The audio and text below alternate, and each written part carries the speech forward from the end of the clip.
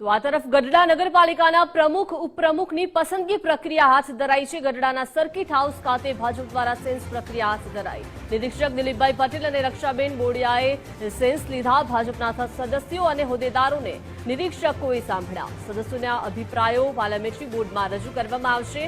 Parliamentary board પ્રમુખ અને ઉપપ્રમુખોની જાહેરાત કરશે। ગઢડા નગરપાલિકાના પ્રમુખ માટે 2 સભ્યોએ દાવેદારી નોંધાવી છે।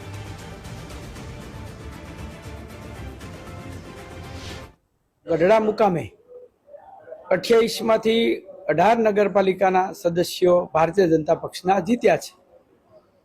હવે નગરપાલિકામાં પ્રમુખ ઉપપ્રમુખ કારોબારી ચેરમેન પક્ષના નેતા દંડકની નિમણૂક કરવાની છે। તો પ્રદેશ ભાજપે અમને ત્યાં ચૂંટાયેલા સભ્યો અને સંગઠનના હોદ્દેદારો જિલ્લા પ્રદેશના જવાબદાર પદાધિકારીઓને મળીને એમના અભિપ્રાય લઈને અમે પ્રદેશ પાર્લામેન્ટરી બોર્ડમાં જશું અને પ્રદેશ પાર્લામેન્ટરી બોર્ડ ભારતીય જનતા પક્ષ જે કંઈ જવાબદારી આપે એની અમે જાહેરાત કરશું। દરેક જીતેલા અને હારેલા ભારતીય જનતા પાર્ટીના દરેક સભ્યોનો સેન્સની પ્રક્રિયા અત્યારે ચાલુ છે।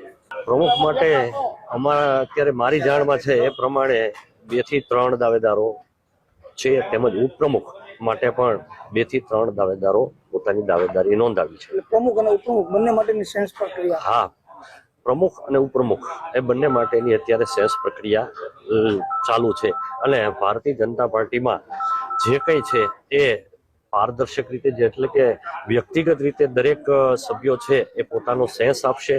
એ પોતે શું ઈચ્છે છે, આવનાર પ્રમુખ અને ઉપપ્રમુખ અને કારોબારીના ચેરમેન કોણ હશે એના માટે થઈ અને બધા જ વ્યક્તિગત રીતે સેન્સ લેવાની પ્રક્રિયા અત્યારે ચાલુ છે।